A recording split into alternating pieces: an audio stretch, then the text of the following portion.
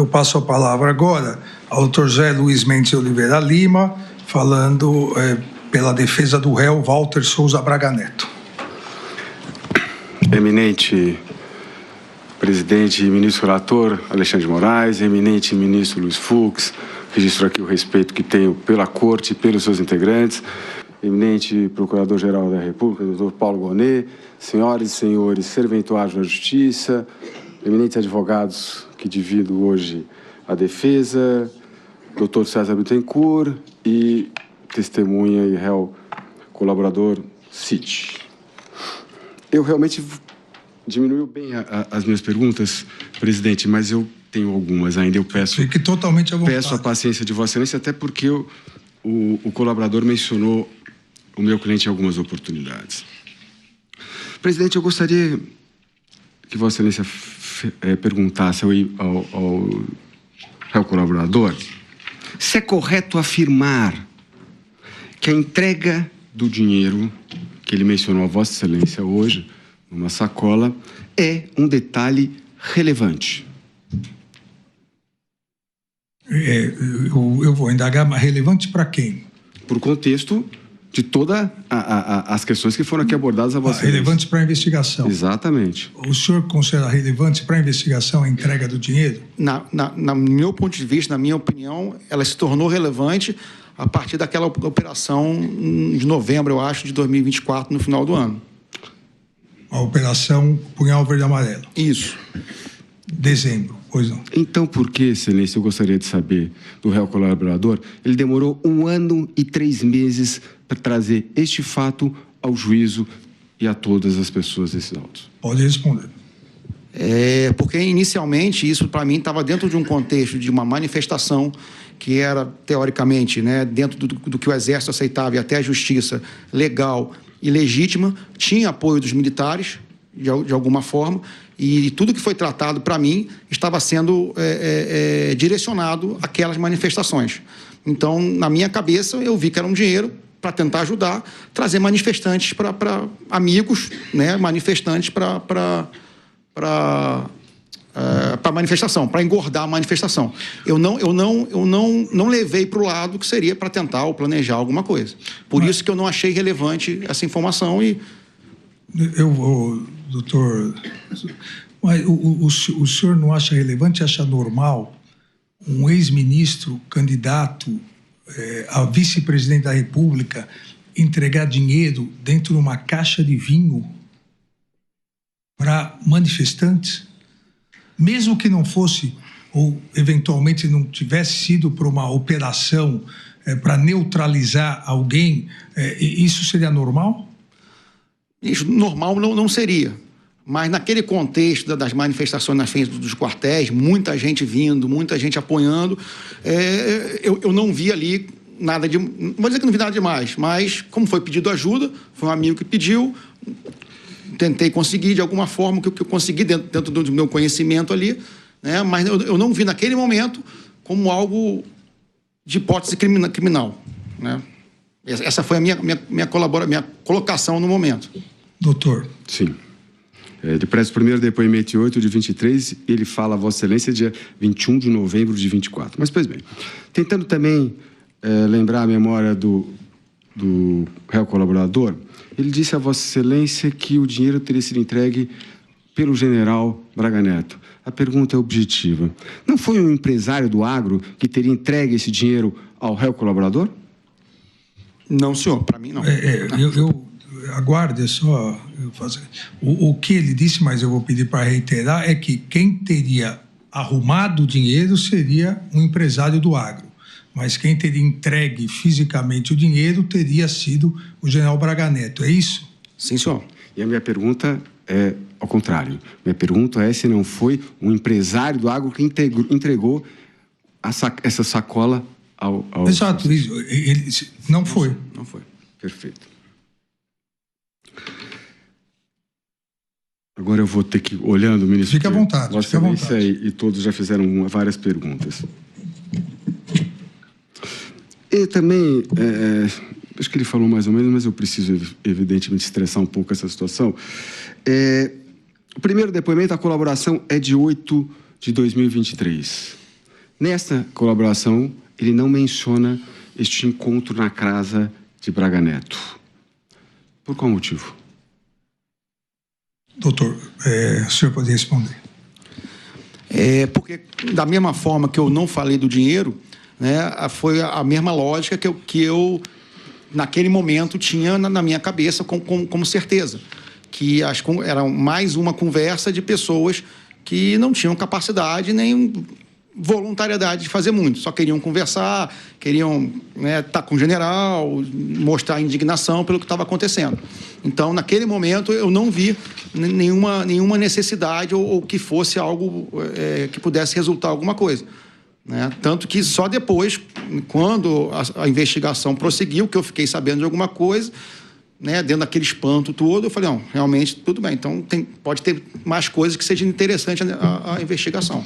Mas naquele momento, quando em setembro, quando eu comecei a fazer o acordo de colaboração, na minha cabeça, volto a falar que era como eu expliquei para o ministro Fux, às vezes era bravata, era reclamação, era desabafo de pessoas que estavam indignados com o que estava acontecendo, e eram amigos, A gente tem amigos, de repente a gente consegue uma foto com o presidente, consegue falar com um com o outro.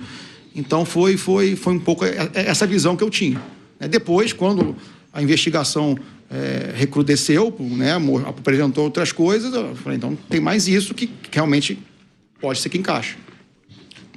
Doutor, eu vou voltar mais adiante nesse tema. Agora eu queria falar um pouco sobre os áudios da revista Veja. O senhor já respondeu ao eminente ministro relator, também ao doutor Celso Vilardi, mas eu gostaria de saber algumas coisas. O senhor se recorda quando essa conversa ocorreu, em qual período aproximadamente? A Polícia Federal, quando analisou meu celular, ela disse que foi um dia depois do meu depoimento na Polícia Federal. Essa conversa foi pessoal ou essa conversa foi por telefone? Desculpa, não. Espere eu passar. Sim, senhor, desculpa. Por favor. Pode ir. Pode.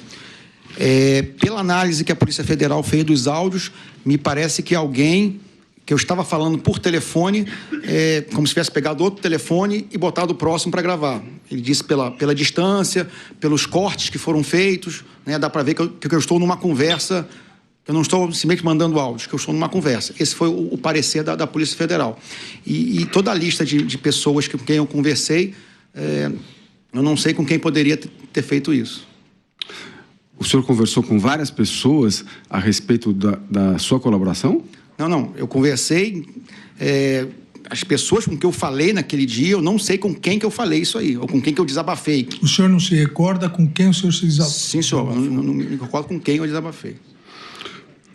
Após aqueles áudios, o senhor foi chamado por uma audiência pelo juiz instrutor do eminente relator, correto? Positivo. Tem um determinado momento que o senhor falou o seguinte, no depoimento referente a PET 11767, pesa 97, minuto 23h20 a 23h36, eminente presidente. Ele, delegado, disse que teve uma reunião que aconteceu na casa de fulano de tal. Aí ele queria saber o motivo da reunião. Eu falei, não, o motivo da reunião era um encontro de amigos, Fulano de tal estava na cidade e quis cumprimentar o general. Aí o delegado falou, não, mas não pode ser só isso. Pô, mas espera aí, não é possível que um general... A pergunta. Ao citar esse exemplo, o réu colaborador estava se referindo ao encontro ocorrido na casa do general Braga Neto em 12 de novembro de 2022, presidente? Esse trecho... Está no depoimento... PET 11767... Sim, foi a audiência com o juiz instrutor logo após a Veja. Exatamente, excelência. Por favor. Para ser exato, excelência, acho que foi no dia 22 de março. O senhor pergunta sobre... Nesse trecho que eu li do seu depoimento, se o senhor estava se referindo ao encontro ocorrido na casa do general Braga Neto em 12 de novembro de 2022. É isso? Bom, realmente eu não me lembro o contexto que eu dei, com a entonação que eu dei nessa conversa, até porque eu não me lembro dessa frase. Mas, pelo jeito, pode parecer que seja, mas realmente eu não recordo do que eu estava falando, até porque eu acho que eu falei bastante coisa, né? Sim. Eu vou seguir, Por favor. presidente. Também no depoimento que foi prestado ao juiz instrutor do gabinete do eminente relator, o senhor afirmou que o delegado questionou a sua versão dizendo que não, mas não pode ser só isso. Pô, mas espera aí, não é possível que o general... A pergunta objetiva. Por que o delegado, a autoridade policial, disse ao senhor que a versão dos fatos não poderia ser verdadeira? Por quê? Doutor, o senhor se recorda disso? Eu não me recordo, mas ali era um desabafo. Eu estava muito mal emocionalmente. Não, são duas coisas diversas, se eu entender a pergunta do doutor José Luiz. A primeira, a questão da Veja, que foi a razão pela qual eu determinei que o senhor fosse ouvido novamente pelo juiz instrutor. Sim, senhor. E aí o doutor José Luiz perguntou com quem o senhor falou, para quem o senhor desabafou.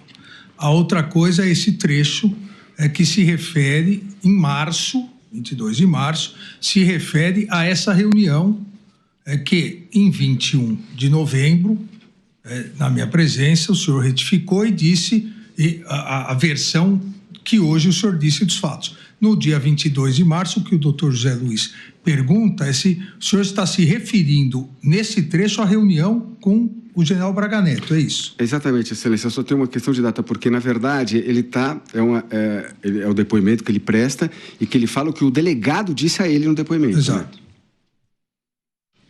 O senhor não se recorda? Eu não estou me recordando, do que eu falei. O que eu falei no depoimento. Exatamente. Não me recordo. Eu não me recordo os detalhes do que eu falei no depoimento. O que eu lembro, né, era que, de certa forma, a minha narrativa não enquadrava, não casava com o caminho que a investigação estava tomando. Pode ser nessa linha aí de argumentação. Perfeito. Para mim, estou satisfeito, presidente. Posso seguir? Por favor. Gostaria de perguntar ao depoente se, ao final dessa audiência, o senhor foi determinado sua prisão, certo? Sim, senhor. O senhor passou mal nesse dia? Passei, sim, senhor. O que o senhor teve? Acho que a pressão baixou. Tá.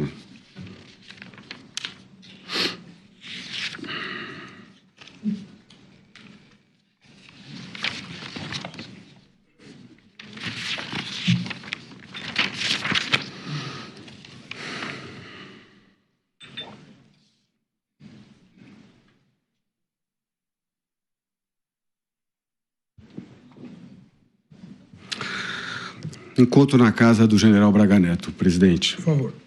Várias questões já foram colocadas, eu tenho algumas.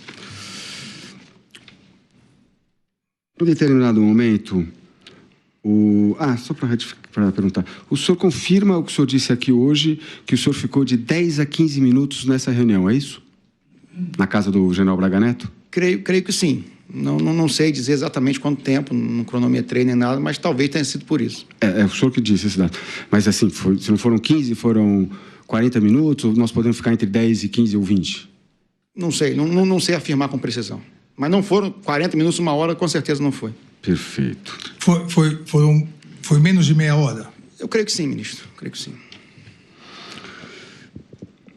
Sobre esse encontro, presidente, o senhor Mauro Cid afirmou que Rafael e Hélio se mostravam propostos a fazer uma ação que gerasse alguma mobilização de massa.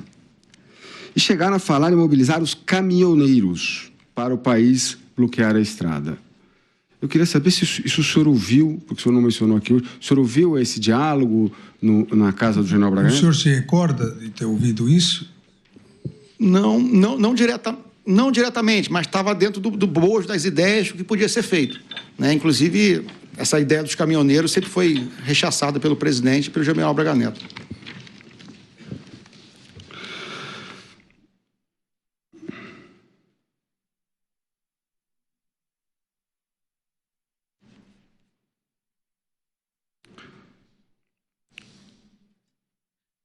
O senhor, só para ficar claro, o senhor não presenciou nenhum diálogo, nenhuma conversa sobre sequestro, prisão ou execução de autoridades na casa do general Braga Neto?